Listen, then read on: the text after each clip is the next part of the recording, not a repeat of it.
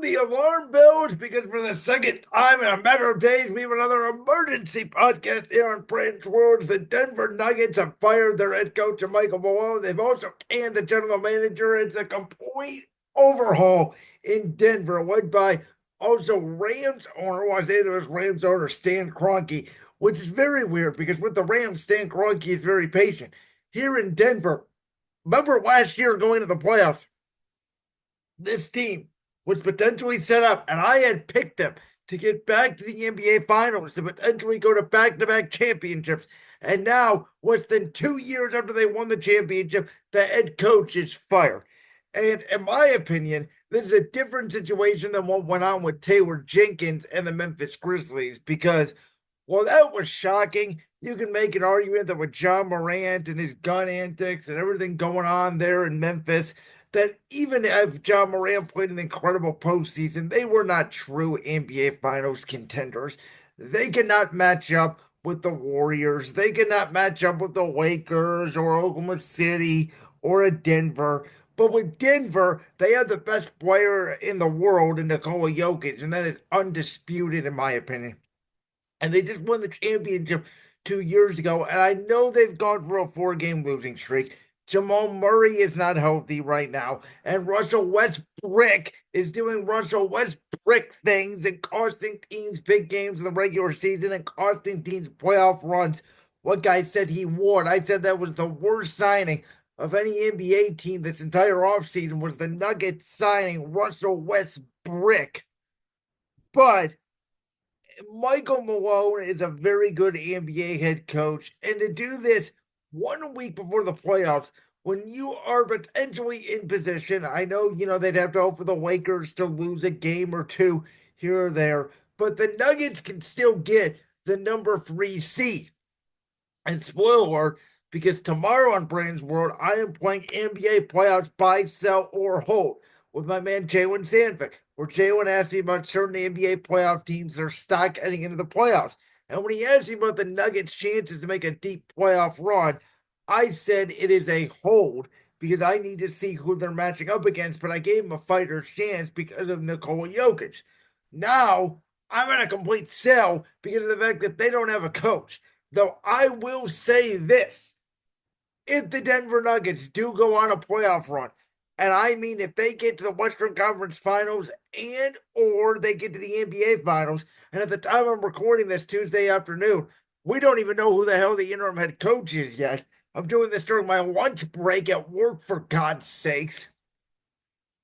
If the Denver Nuggets do go on a playoff run, that will mean in the NBA, coaching does not matter. You can forget about coaching. The players will run the league, and it is a bad look for the NBA.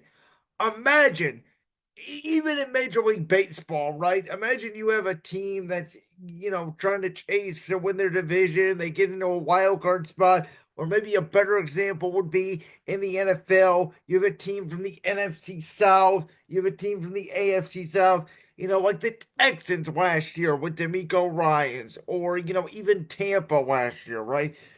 They're playoff contenders. They're certainly viable playoff teams, but they're not real Super Bowl contenders. Imagine if they fired their coach. Imagine if Todd Bowles or D'Amico Ryans got fired week 17 or week 18. It would be absolutely shocking. And that's what this was to me. So there are reports out there that Malone and the GM did not get along. And I've said ever since winning the championship, Denver has made weird roster decisions. They let go of a lot of their depth guys, Bruce Brown, Jeff Green. Michael Porter has not recaptured what he had in that championship season down the stretch offensively. Christian Braun and Michael Malone have not gotten along because Michael Malone does not like to play young guys. That was the knock on Michael Malone is he's tough, he's a grinder, he's old school. There were reports that him and Russ were disagreeing because Russ didn't want to watch film and Michael Malone was on him more because he didn't watch enough film. So maybe there is some truth to that, but I don't know, man. If this Denver locker room is not shattered by this, and if they are united behind this and they do go on a potential playoff run, what does that say about a coach that we all think is one of the best head coaches in the league? A guy who Denver 2 years ago had said at the championship parade they were going to fire him a couple years ago, and they stuck with him because they believed in the process.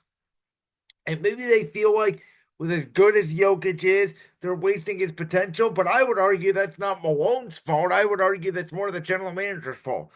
But maybe they felt like cleaning the house. I don't know.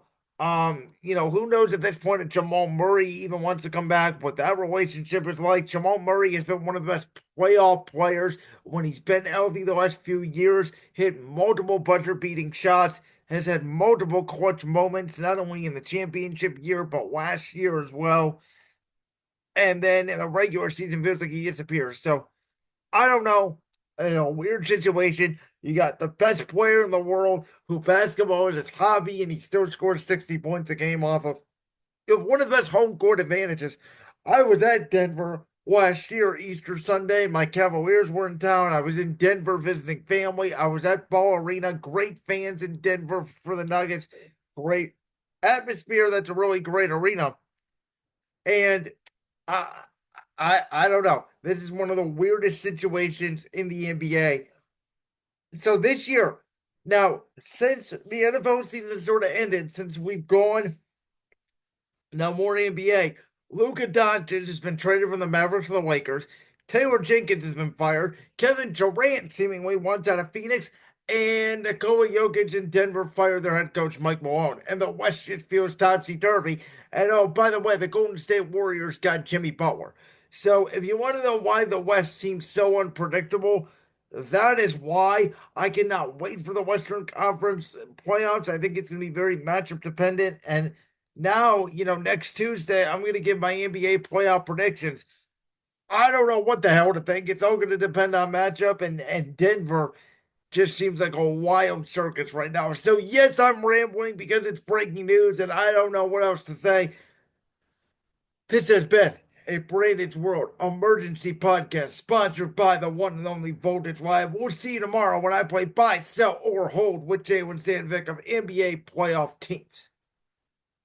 Like that clip from the Brandon's World podcast? If so, make sure you go down there and hit that subscribe button. While you're down there hitting the subscribe button, make sure to also hit the notification bell so you never miss another upload. And make sure you check out all the other clips from the Brandon's World podcast right here on YouTube.